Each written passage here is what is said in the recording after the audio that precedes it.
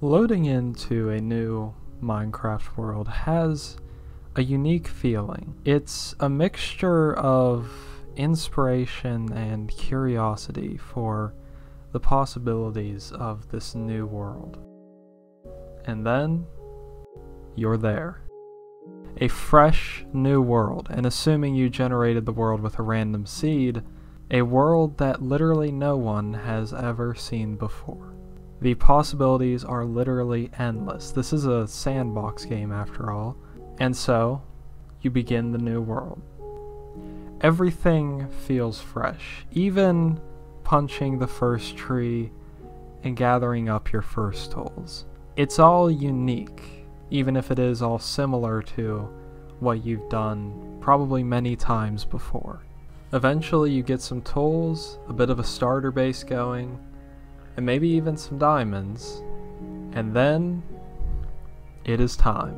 All of the anticipation and build-up, thinking of what you could do with this world, is finally about to begin to pay off. And so you set out on the path of inspiration to build your first house in this new world. And so, with an idea in mind, a location, it's time to begin. You lay out the house, start placing in some blocks. Eventually you realize that, oh shoot, I have nowhere near the right kinds of resources or the amount of resources that I need for this house. And so, you gather the resources and you continue building the house. The more time you spend building the house, the more familiar you become with it. As you're building up the walls, even the roof, you begin coming up with ideas for the interior and details for the outside. You start thinking of windows, a front porch, a back door possibly leading out to something, and slowly, the exterior of the build comes together. Before you know it, as you've continued building on with this house, as you're putting in some final details, you realize it's practically finished.